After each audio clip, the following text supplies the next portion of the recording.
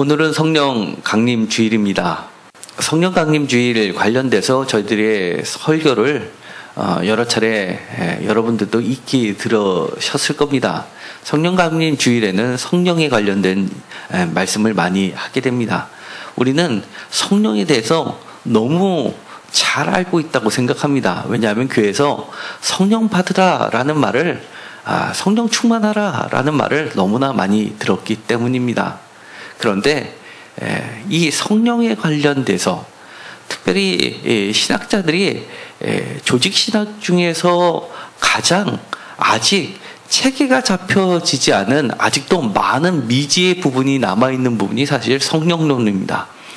신론, 하나님, 그리고 예수 그리스도에 대해서는 그래도 상당히 많이 진전이 되어 있는데 이 성령론에 대해서는 아직도 여러 가지 학설이 대립되고 정립되지 않은 것이 사실입니다. 그만큼 교수님들도 성령님에 대해서는 잘 모르겠다라고 할 정도로 이 성경 각 곳에 보면 서로 상충되는 부분도 그리고 우리가 아직 이해하거나 경험하지 못한 부분이 너무 많이 나와 있기 때문입니다. 그러나 우리는 이 성령이라는 부분에 대해서 어떻게 시작이 되었는지 우리가 살펴볼 수는 있습니다. 특별히 성령 강림 주일이 되면 오늘 읽었던 본문의 말씀처럼 사도행전 2장이 대표적으로 성령이 어떻게 임하셨는지를 볼 수 있는 아주 귀한 장입니다. 우리가 오늘 요엘서 2장도 보았습니다. 왜냐하면 이 사도행전 2장에 보면 특별히 사도들의 첫 설교라고 할 수 있는 교회의 탄생을 알리는 이 첫 설교가 들어가 있는 것이 2장 14절부터 나와 있게 되는데 이 첫 설교 중에서 제일 처음에 중요한 부분을 차지하고 있는 17절 이하에 나오는 부분은 그야말로 요엘서 2장에 있는 부분을 그대로 가져와서 말씀을 전하고 있기 때문입니다. 저희가 오늘의 말씀의 본문을 사도행전 2장과 그리고 요엘서 2장과 그리고 요한계시록 21장도 보았습니다. 굉장히 많이 읽었는데도 불구하고 그렇게 굳이 세 군데씩이나 본 이유가 있습니다. 사도행전 2장은 성령이 어떻게 우리에게 강림하게 되었는지를 알 수 있는 장이라고 한다면 요엘서는 이 바로 성령이 강림할 것이라는 것이 예언되어 있는 장입니다. 그러니까 사도행전 2장은 요엘서 2장의 성취라고 볼 수 있습니다. 그리고 이 성령이 강림하셔서 우리가 요한계시록 21장을 본 이유는 최종적으로 성령님께서 임하셔서 어떻게 해 나가실지 최종 목적지가 어딘지를 우리에게 알려주는 귀한 말씀이 요한계시록 21장이기 때문입니다. 그렇기 때문에 이 사도행전 2장은 요엘서 2장의 성취이기도 하고 그리고 요한계시록 21장으로 가는 시작 단계라고도 할 수 있기 때문입니다. 우리가 요한계시록을 몇 차례 말씀을 나눈 적이 있습니다. 요한계시록은 하나의 복음서라고 이야기했습니다. 두려운 것이 아니라 먼 장래의 일을 이야기하지만 우리의 목표점을 명확하게 해주는 복음이고 미래의 것이지만 그것이 오늘을 어떻게 살게 해줄 수 있는 어떻게 살아야 하는지를 가르쳐주는 지침이 되고 있다고 말씀을 드렸습니다. 그렇기 때문에 우리가 이 세 군데의 말씀을 살펴보았던 겁니다. 시작은 이렇게 되어 있습니다. 사도행전 2장 1절에 오순절 날이 이름에 그들이 다 같이 한 곳에 모였더니 왜 그랬을까요? 그들이라고 하는 것은 예수님께서 승천하실 때 함께 그 광경을 보았던 제자들 그리고 많은 사람들이 포함되어 있습니다. 너희들이 예루살렘을 떠나지 말고 내게 들은 바, 그러니까 성령이 이 약속한 바를 기다리라라고 이야기하셨던 예수님의 부탁이 사도행전 1장 4절에 나와 있습니다. 사도와 함께 모이사 그들에게 분부하여 이르시되 예루살렘을 떠나지 말고 내게서 들은 바 아버지께서 약속하신 것을 기다리라라고 하면서 5절에 성령이라고 이야기하십니다.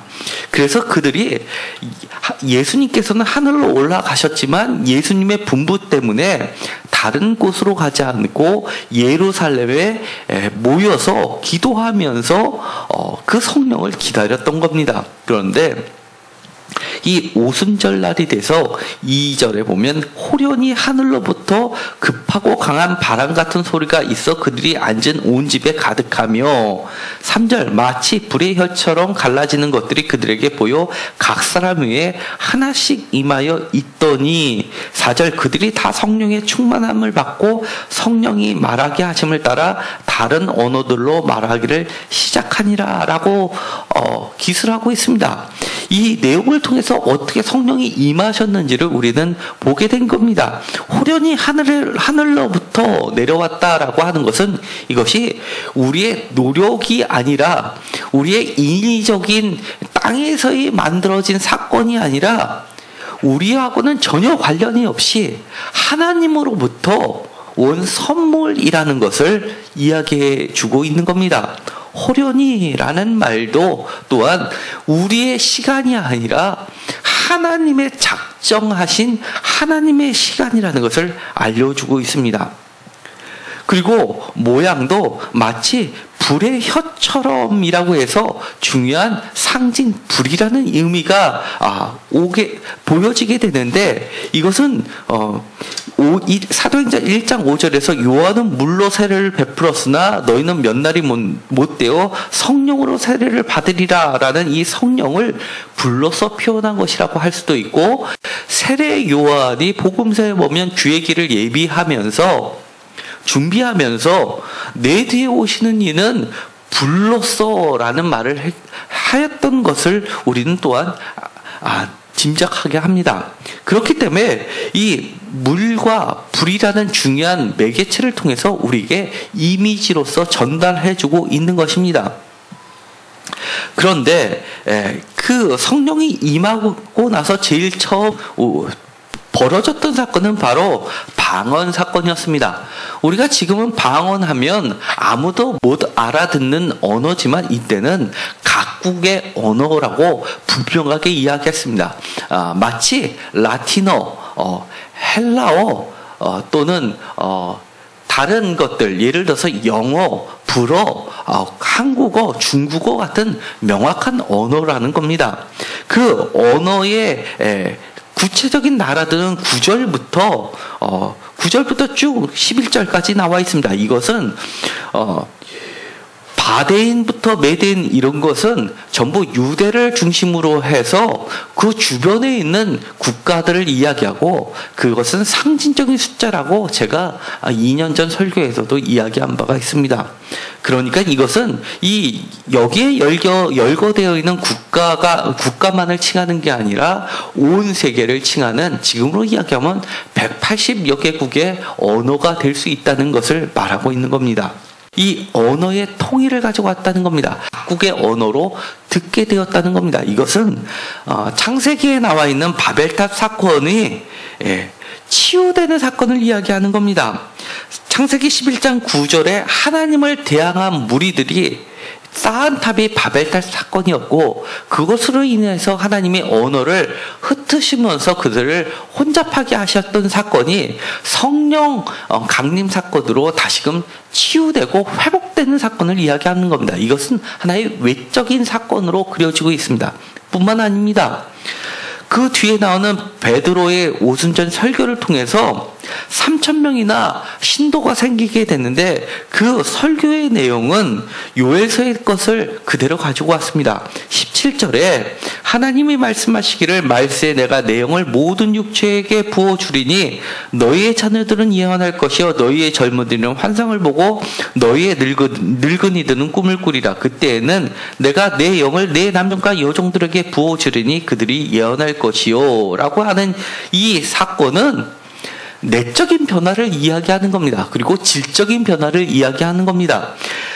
내 남종과 여종들에게 모두에게 부어주시는 은혜, 그것은 차별이 없어지는, 그리고 여러 가지 벽들이 허물어지는 질적인 구조적인 변화를 만들어냅니다.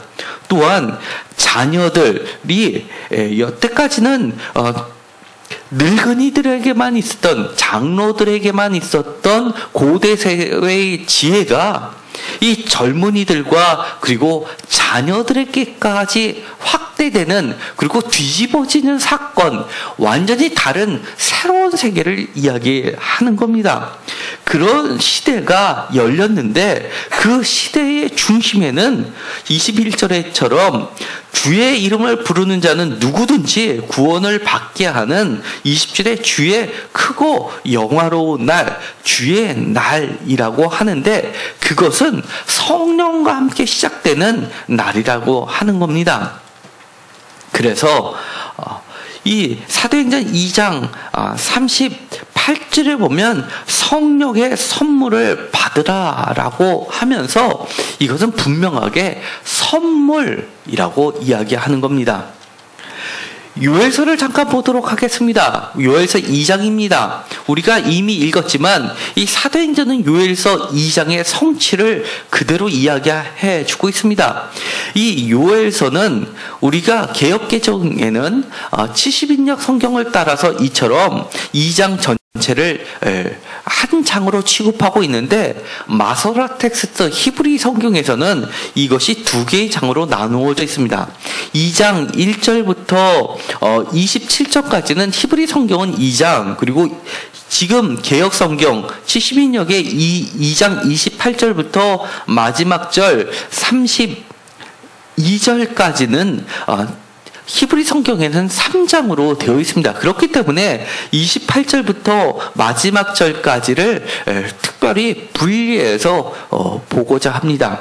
이 히브리 성경의 요엘서 3장에 해당하는 부분 28절부터 마지막 절까지는 그대로 사도행전에서 그대로 담아내고 있습니다. 그리고 3장부터는 히브리 성경은 4장으로 표시가 되어 있는 겁니다. 그런데 이 요엘서, 우리가 가지고 있는 성경 2장에 보면 시작을 시온에서부터 시작을 하고 있습니다. 그리고 여호와의 날을 이야기하고 있습니다. 야훼의 날이 이 요엘서 전체의 중요한 주제입니다. 요엘서의 시점을 유대가 멸망하는 시점으로 보는, 빠르게 보면 그렇게 보는 학자들도 있지만, 특별히 그 근거가 되고 있는 것은 요엘서 1장 14절에 여호와의 성전으로 모으고라는 이 부분 때문에 그렇게 보는 학자들도 있지만, 그러나 그 내용에 보면 포로된 자를 돌아오게 한다라는 말이 있기 때문에 남유다의 멸망으로 보는 학자들의 견해는 거의 지지를 받고 있지 않습니다. 또 다른 견해로는 포로로 끌려갔던 자가 돌아오기를 기다리는 때로 보는 경우도 있습니다. 바벨론 포로에서 돌아오는 때로 보고 있는 자들도 있습니다. 왜냐하면 돌아오게 하겠다, 다시 심겠다라는 부분들이 많이 나오기 때문입니다. 그러나 일부 학자들의 견해이고, 지금 읽었었던 것처럼 1장 14절에 여호와의 성전으로 모으고 여호와께 부르짖을지어다라고 해서 여호와의 성전이 이미 존재하고 있는 시점인데, 그럼에도 불구하고 너희들이 회개하면 너희들을 다시금 돌아오게 하겠다, 그리고 여호와의 날이 임하면 그때에는 다시는 이방 사람들이 그 가운데로, 예루살렘 가운데로 지나가지 못하게 하겠다라는 요엘서 3장 17절의 말씀을 근거로 해서, 이것은 바벨론 포로에서 돌아와서 제2성전이 세워졌는데 그 이후에 완전히 그들이 돌아오지 못했던, 여전히 이방 사람들의 지배를 받고 있던 시점으로 보고 있습니다. 그렇기 때문에 요엘서는 시기적으로는 12선지서들 중에서 요나서 가장 늦게 보고 있고 요나서 바로 앞에, 그러니까 실질적으로는 가장 나중에 쓰여진 거로 보고 있는 겁니다. 그렇기 때문에 이 요엘서는 보다 중요한 겁니다. 야훼의 날이 무엇이냐라고 했을 때 야훼의 날이 성취되는 시점을 바로 사도행전에서는 이방 사람들이 다시는 예루살렘 성전을 더럽히지 아니할 때로 보는 것이 성취되는 시점, 그러니까 예수님이 몸인 성전이 회복되는 시점으로 보고 있는 겁니다. 그래서 사도행전을 보면 하나님께로 올라가는 예수님을 보면서 그들이 질문했던 것, 이스라엘 나라의 회복하심이 이때이니까 라고 질문했던 것이 바로 이 요엘서를 배경으로 하고 있는 겁니다.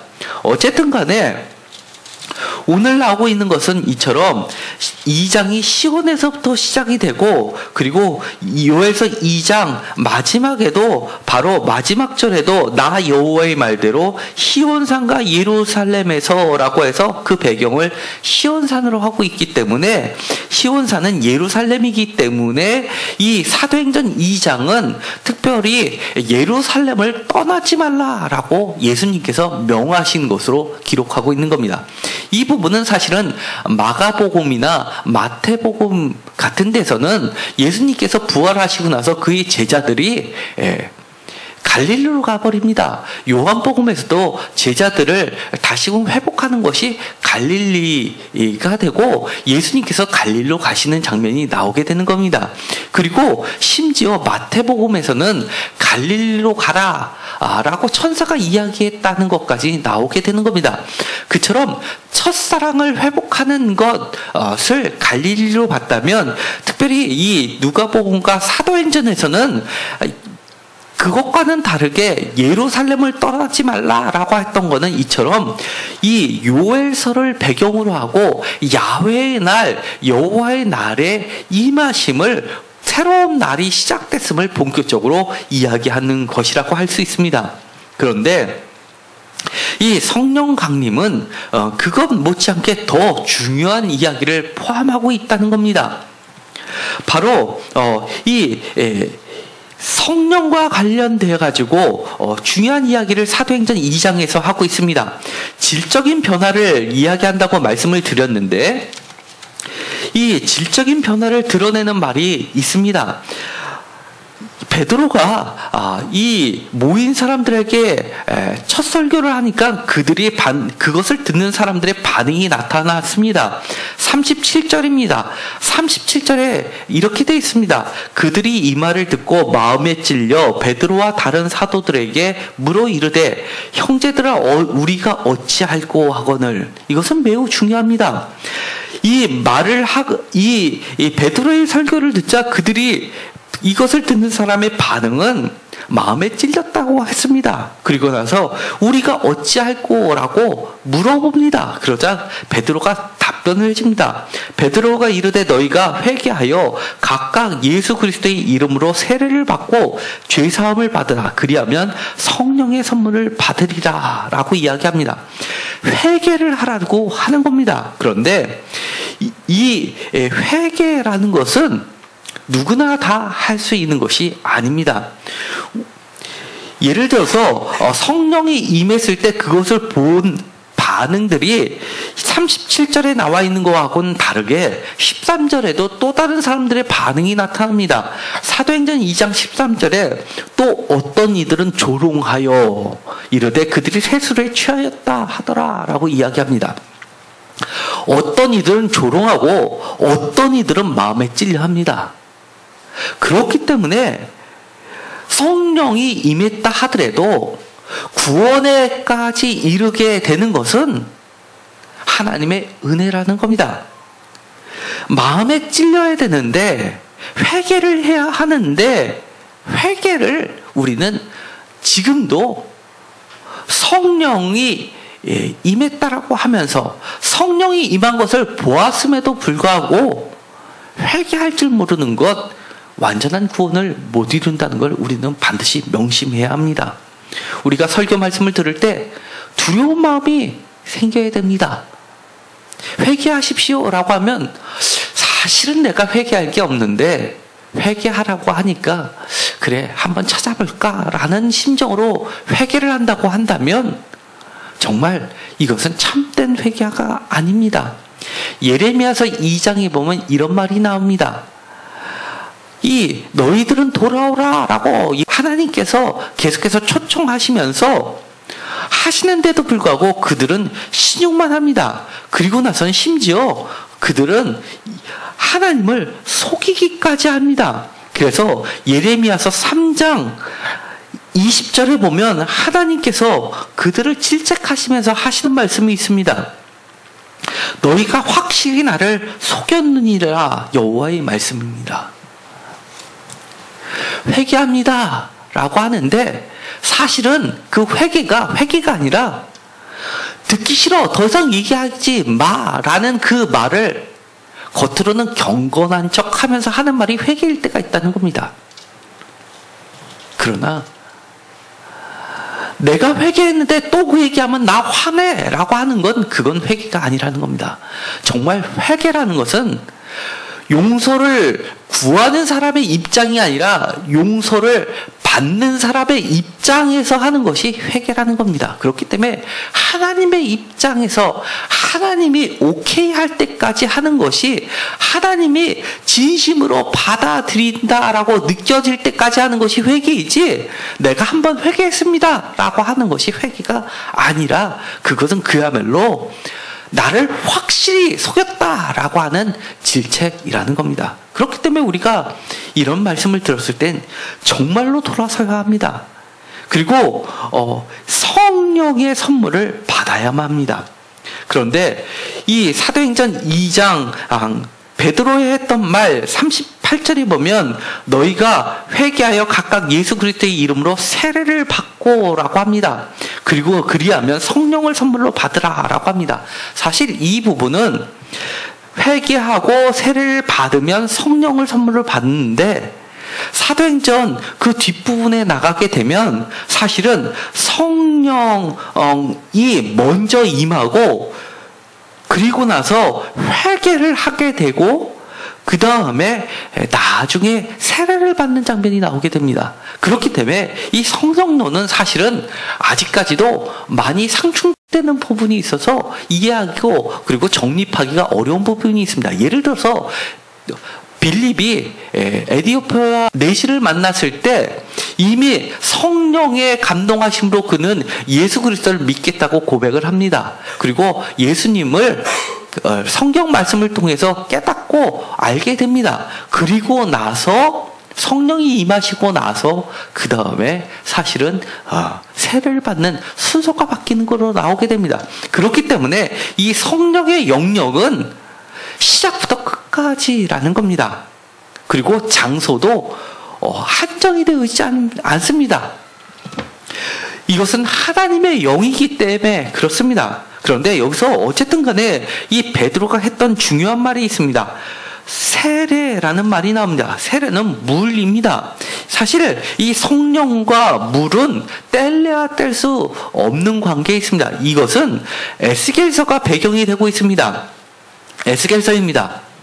에스겔서 36장 25절부터 찾아보도록 하시겠습니다. 이거는 매우 중요한 구절 중에 하나입니다. 맑은 물을 너희에게 뿌려서 너희로 정결하게 하되 곧 너희 모든 더러운 것에서와 모든 우상 숭배에서 너희를 정결하게 할 것이며 또 새 영을 너희 속에 두고 새 마음을 너희에게 주되 너희 육신에서 굳은 마음을 제거하며 부드러운 마음을 줄 것이며 또 내 영을 너희 속에 두어 너희로 내 율례를 행하게 하리니 너희가 내 규례를 지켜 행할지니라. 내가 너희 조상들에게 준 땅에서 너희가 거주하면서 내 백성이 되고 나는 너희 하나님이 되리라. 아멘. 이처럼 새 영을 주겠다. 내 영을 너희 속에 두겠다. 새 마음을 너희에게 주겠다. 이것은 성령의 역사를 이야기하는 겁니다. 그런데 그 전에 25절에 맑은 물을 너희에게 뿌려서 이것은 세례를 이야기하는 겁니다. 그렇기 때문에 지금까지의 이스라엘 유대의 제사는 성전을 중심으로 해서 피를 뿌렸다고 동물 제사를 드렸다라고 했는데 갑자기 세례 요한이 나타나서 주의 길을 예비한다고 하면서 했던 행위가 있습니다. 물세를 주었던 겁니다. 왜냐하면 바로 에스겔서 36장 25절에 성취를 이야기하는 겁니다. 맑은 물을 뿌려서 주는 행위, 동물을 제사를 지내지 않고 맑은 물로서 제사를 대체하는 것, 그것은 바로 정결하게 하고 새 영을 주고 새 마음을 주는 사건이었다는 겁니다. 그것이 세례로 구체화된 겁니다. 그래서 오늘 이야기했던 사도행전의 베드로가 이야기했던 이 이야기는 에스겔서의 성취를 또한 이야기하는 겁니다. 에스겔서는 지금 이야기한 것처럼 새영, 성령이 매우 중요한 사건인 것입니다. 이 성령의 사건을 37장에도 이어서 이야기합니다. 여기에서도 성령과 바로 물은 연관되어 있습니다. 37장에 보면 여호와의 영이 마른 뼈들을 살리는 사건들이 기록이 되어 있습니다. 뿐만 아니라 에스겔서에서 이 성령의 사건을 이야기하면서 47장, 매우 중요한 장입니다. 47장을 보도록 하겠습니다. 47장에 보면 1절에 이렇게 되어 있습니다. 그가 나를 데리고 성전문에 이르시니 성전의 앞면이 동쪽을 향하였는데 그 문지방 밑에서 물이 나와 동쪽으로 흐르다가 성전 오른쪽 제단 남쪽으로 흘러내리더라 라고 하면서 성전에서 물이 흘러나오는 사건을 그리고 있습니다. 이 47장은 매우 중요한 사건입니다. 그러면서 이 물이 나중에는 무릎에서 점점 차더니만 머리까지 차는 사건으로 번지게 됩니다. 이 물은 나중에 헤엄쳐야 될 정도의 물이 되는데 이 물은 성령을 이야기하는 겁니다. 그래서 요한복음에서는 십자가에 달려 돌아가실 때 예수님의 옆구리에서 물과 피가 흐르더라라는 말로써 이야기를 하는 겁니다. 그런데 10절에 보면 이렇게 되어 있습니다. 에스겔서 47장 10절에 또 이 강가에 어부가 설 것이니, 이 강가라는 것은 성전에서 흘러나오는 강입니다. 이 강가에는 엔게디에서부터 에네글라임까지 금을 치는 곳이 될 것이다. 그 고기가 각기 종류를 따서 큰 바다의 고기같이 힘이 많으니와 라고 해서 각기 종류를 따서 큰 바다의 고기같이 힘이 많게 되는데, 이것이 나중에 예수님께서 요한 복음에 보면 맨 나중에 그물을 던져서 잡았을 때 그물이 찢어질 정도로 잡히는 사건이 기록이 되어 있습니다. 그것이 바로 모나미 볼펜 뒤에 153이라고 기록되어 있는데 153마리가 잡혔다라고 하는데, 이것이 각기 종류를 따라 잡힌 물고기의 숫자라고 이야기를 하는 겁니다. 그리고 성령의 물이 흐르는 곳마다 모든 죽어나가는 것이 살아나게 되는 역사가 일어나는데, 이 엔게디라는 것은 대표적으로 사막입니다. 사막이 이렇게 바다로 변한다는 겁니다. 12절에 보면 강 좌우가에는 각종 먹을 과실나무가 자라서 그 잎이 시들지 아니하며 열매가 끊이지 아니하고 달마다 새 열매를 맺으리니 그 물이 성소를 통하여 나옴이라. 그 열매는 먹을 만하고 그 잎사귀는 약재료가 되리라. 사막이었던 것이 성령의 물이 흐르니까 그것이 바다가 되고 물고기가 잡히고, 그리고 더 나아가서 강가에는 나무들이, 과실나무들이 달마다 새 열매를 맺게 되는데, 그 열매를 맺는 그 잎사귀는 약재료로 쓰이는데, 그것들이 모두 일어나는 시발점이 성소를 통해서 나오는 물이라는 겁니다. 그리고 10절에 있는 것처럼 이 강가에 어부가 선다라고 하는데, 그것이 바로 예수님께서 내가 너를 사람을 낚는 어부가 되리라 라고 하면서 제자를 부르셨던 그 모티브가 바로 이 구절인 겁니다. 그래서 마지막 때 어부였던 베드로가 갑자기 자신의 모든 것을 내려놓고 주님을 따를 수 있다는 것, 그거는 이 에스겔서의 성취의 시대가 왔다라고 커다란 충격을 받았기 때문입니다. 그리고 나서 여기서도 중요한 것, 예수님이 그야말로 이 성전 그 자체가 되시면서 예수님의 몸에서 흘러나오는 그 물, 그것이 예수님께서 보내시는 성령이 되신 겁니다.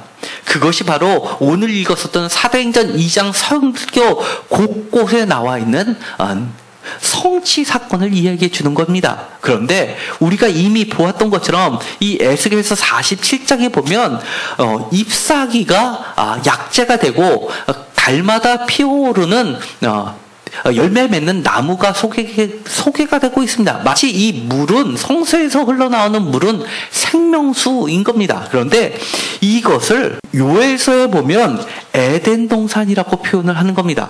사도행전의 성령과 관련해서 요엘서는 매우 중요합니다. 2장 3절에 보면 이렇게 되어 있습니다. 불이 그들의 앞을 사르며 불꽃이 그들의 뒤를 태우니 그들의 예전의 땅은 에덴 동산 같았으나 그들의 나중의 땅은 황폐한 들 같으니 그것을 피한 자가 없도다라고 하면서 지금 이방인의 짓밟힘을 받고 있는 이 땅은 과거에는, 예전의 땅은 에덴 동산 같았다라고 하는 겁니다. 하나님께서 에덴 동산을 태초에 창설하셨던 것처럼 그렇게 하나님의 백성들을 에덴 동산에 심으신 것이었습니다. 그런데 지금 폐허가 황폐한 광야가 되었다라고 이야기하는 겁니다. 그런데 에스겔서에 보면 에스겔서 36장, 이 36장은 매우 중요한 장이라고 했습니다. 36장을 다시 한번 보도록 하겠습니다. 36장에 보면 또 다른 이야기가 나옵니다. 예전에는 분명히 에덴 동산 같았으나 그것이 지금은 황폐한 광야가 됐는데, 이 에스겔서 36장 35절에 보면 성령이 임하시는 그 때가 되면 35절 다 같이 읽겠습니다. 사람이 이르기를 이 땅이 황폐하더니 이제는 에덴 동산같이 되었고 황량하고 적막하고 무너진 성읍들의 성벽과 주민이 있다 하리니, 다시금 에덴 동산으로 회복된다는 겁니다. 성령이 임하시면 처음에 하나님께서 태초에 작정하시고 계획하셨던 그 에덴 동산이 회복되는 역사가 일어난다는 겁니다. 요한계시록 21장입니다. 요한계시록 21장에 보면 이렇게 되어 있습니다. 성령을 이야기합니다. 성령을 이야기할 때 여기서도 마찬가지로 이 물에 대한 이야기가 나오게 됩니다. 21장 1절에 또 내가 새하늘과 새 땅을 보니 처음 하늘과 처음 땅이 없어졌고 바다도 다시 있지 않더라.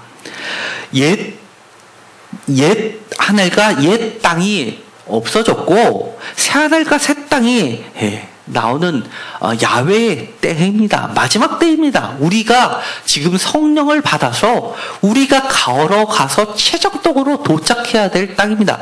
우리의 비전입니다. 성령이 임하시면 새로운 꿈을 꾸게 됩니다. 그리고 새로운 언어를 이야기하게 되는데, 그 새로운 비전이라는 게 이것이 새하늘과 새 땅이, 새 예루살렘이 임하는 나라에 들어가는 비전입니다.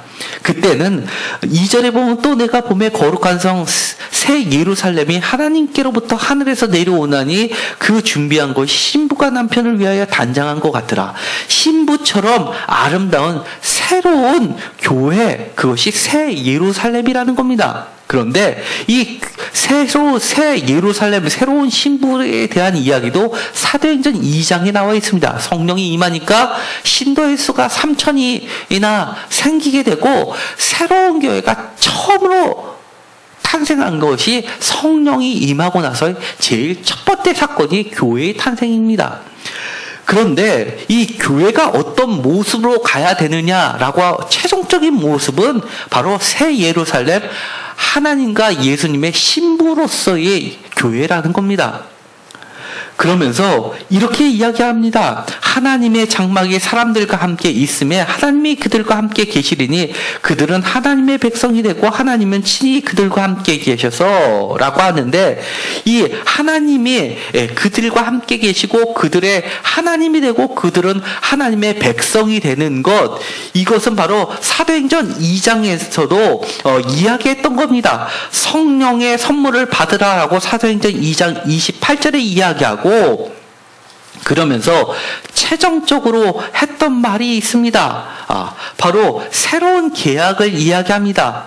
이 39절, 이 약속은 너희와 너희 자녀와 모든 먼데 사람 곧 우리 하나님이 얼마든지 부르시는 자들에게 하신 것이라 라고 하면서 새로운 하나님이 되신다 라고 이야기를 하고 있는 겁니다. 그러면서 47절 마지막에 주께서 구원받는 사람을 날마게 더하게 하시는 것, 바로 교회인 겁니다. 누구든지 그의 이름을 부르는 자들에게는 구원을 받게 하시겠다라는 21절에 나와 있는 것처럼 요엘서의 성취를 이야기하는 겁니다. 그런데 이 교회의 모습은 새로운 처음 교회가 탄생했을 때의 모습을 그대로 드러나게 하고 있습니다. 처음 교회가 생겼을 때 이 모습은 어땠냐 하면 사도행전 2장 44절부터 나와 있습니다. 다 같이 읽도록 하겠습니다. 믿는 사람이 다 함께 있어 모든 물건을 서로 통용하고 또 재산과 소유를 팔아 각 사람의 필요를 따라 나눠주며 날마다 마음을 같이하며 성전에 모이기를 힘쓰고 집에서 떡을 떼며 기쁨과 순전한 마음으로 음식을 먹고 하나님을 찬미하며 또 온 백성의 친성을 받으니 주께서 구원받는 사람을 날마게 더하게 하시니라. 아멘. 이것이 처음 교회를 탄생했을 때의 모습이라는 겁니다. 우리가 많이 알고 있는 겁니다. 모든 물건을 서로 통용하고 재산과 소유를 팔아 각 사람의 필요를 따라 나눠주며 날마다 마음을 같이하여 성전에 모이기를 힘쓰고 집에서 떡을 떼며 기쁨과 순전한 마음으로 음식을 먹고 하나님을 찬미하며 또 온 백성의 친송을 받는 것, 이것은 광야에서 만나와 메추라기를 하늘에서 부어주셨을 때 그들이 남지도 부족하지도 않고 서로 나눠서 골고루 채워주시는 사건하고 똑같은 겁니다. 그런데 여기서 중요한 이야기가 있습니다. 왜 그들이 모든 물건을 서로 통용하게 됐을까? 왜 그들이 재산과 소유를 다 팔아 각 사람의 필요를 따라 나눠주게 되었을까? 왜 그들이 믿는 사람이 다 함께 모였을까? 왜 그들이 같은 마음으로 하나님을 찬미하게 되었을까? 왜 그들이 온 백성에게 칭송을 받게 되었을까? 딱 하나라는 겁니다. 가장 중요한 단어, 핵심되는 단어, 바로 46절에 있는 것처럼 순전한 마음으로 성령이 임하시고 나니까 그들이 본질적으로 완전히 다른 사람들이 되었다는 겁니다. 왜 그랬을까요? 우리가 이미 에스겔서를 읽었습니다. 에스겔서에 내 영을 부어주리니 라고 하면서 내가 새 마음을 주겠다, 새 영을 너희 속에 주겠다 라고 했었던 그 예언이 성취되었기 때문입니다. 이처럼 새 마음이 아니면, 순전한 마음, 깨끗한 마음이 아니면 하나님이 태초부터 만드셨던 에덴 동산과 같은 교회는 있을 수 없다는 겁니다. 교회, 그것은 다른 말로 이야기하면 바로 에덴 동산이라고 하는 겁니다. 요한계시록 21장 1절에 보면 새 하늘과 새 땅을 주어졌던 이유, 바다도 다시 있지 않은 이유, 처음 땅이 없어졌던 이유, 바로 그것은 이 지난 주에도 이야기했던 것처럼 바다는 바로 사탄이 지배했던 영역들이었습니다. 그것들이 사라졌습니다. 그리고 나서 22장에 보면 또 그가 수정 같은 맑은 생명수의 강을 내게 보이니 하나님과 및 어린 양의 보좌로부터 나서 길가로부터 흐르더라. 광야에 생명나무가 있어 12가지 열매를 맺되 날마다 그 열매를 맺고 그 나무 잎사귀들은 만국을 치료하기 위해 있더라 라고 되어 있습니다. 우리가 최종적으로 가야 되는 천국, 우리가 비전을 품고 있는 그 천국, 거기에는 생명수가 흐르고 생명나무가 있고 달마다 그 열매를 맺고 잎사귀가 만국을 치료하는 약이 되는 그 천국, 이것은 우리가 이미 읽었었던 것처럼 에스겔서 47장 1절과 에스겔서 47장 12절에 나와 있었던 그 말씀을 그대로 성취한 사건입니다. 그런데 그 곳은 바로 성전이라는 겁니다. 그 성전, 바로 요한계시록 21장 22절에 보면 다 같이 읽도록 하겠습니다. 성 안에서 내가 성전을 보지 못하였으니 이는 주 하나님 곧 전능하신 이와 및 어린 양이 그 성전이심이라. 23절 다 같이 읽겠습니다. 그 성은 해나 달의 비침이 쓸데없으니 이는 하나님의 영광이 비치고 어린 양이 그 등불이 되심이라. 새로운 성전, 새 예루살렘 성전이라는 곳은 생명수가 흐르는 에덴 동산 같은 곳인데, 그것은 바로 전능하신 이와 어린 양이 그 성전이 되시는 곳이라는 겁니다. 예수님 그 자신이 성전이 되시는 새 예루살렘 성전이라는 겁니다. 그렇기 때문에 예수님께서는 새로운 성전이 되셨고 우리를 그 성전 가운데로 이끄시는 분이 바로 성령이라는 겁니다. 그래서 성령 강림 사건, 사도행전 2장에 나와 있는 것은 우리가 지금까지 보았던 것처럼 요엘서 2장, 에스겔서 36장, 에스겔서 47장, 요한계시록, 그리고 이것의 성취이고 또 최종적으로 나가는 곳, 바로 최종 목적지는, 종착역은 바로 요한계시록 21장과 22장에 나와 있는 겁니다. 그 시작점, 정말 다이나마이트처럼 폭발을 시킨 것이 바로 사도행전 2장의 성령 강림 사건이라는 겁니다. 오늘 성령 강림절을 맞이해서 우리가 반드시 기억해야 될 것이 있습니다. 성령을 받았다라고 했을 때, 베드로의 말씀을 들었을 때 사람들 반응을 기억해야 됩니다. 우리도 마음을 찔려해야 합니다. 예레미야서에서처럼 이야기하는 것처럼, 3장에서 이야기한 것처럼 하나님이 신용만 하고 확실히 너희들이 나를 속였다라고 하지 않도록 우리가 정말 두려워해야 합니다. 이쯤 됐어가 아니라 정말 철저하게 회개해야 합니다. 마치 회개가 나 회개했어, 그러니 더 이상 이야기하지 마, 조용하세요 라고 하는 사건이 아니라 정말 마음을 찢는 사건이 되어야 된다는 겁니다. 그래서 요엘서에서 이렇게 이야기하는 겁니다. 요엘서에서 이야기할 때, 성령을 이야기할 때 매우 중요한 이야기, 오늘 우리가 함께 읽었었던 이야기가 있습니다. 요엘서 2장 12절과 13절 다 같이 읽겠습니다. 여호와의 말씀에 너희는 이제라도 금식하고 울며 애통하고 마음을 다하여 내게로 돌아오라 하셨으니 너희는 옷을 찢지 말고 마음을 찢고 너희 하나님 여호와께로 돌아올지어다. 그는 은혜로우시며 자비로우시며 노하기를 더디하시며 인하가 크시사 뜻을 돌이켜 재앙을 내리지 아니하시나니. 아멘. 우리가 마음을 찢고 회개해야 합니다. 성령님께서 임하셨다는 것은 우리가 진정한 회개한다는 것입니다. 그러므로서 우리가 부드러운 마음, 에스겔서에 이야기하는 것처럼 새 마음을 갖는 겁니다. 사도행전 2장에 이야기하면 깨끗한 마음은 순전한 마음입니다. 모든 것을 함께 나누고 사랑을 베푸는 마음입니다. 교회에 좋은 것 갖다 주지 마라고 하는 마음이 아니라, 교회니까 더 좋은 것을 가지고 와서 함께 나누는 마음입니다.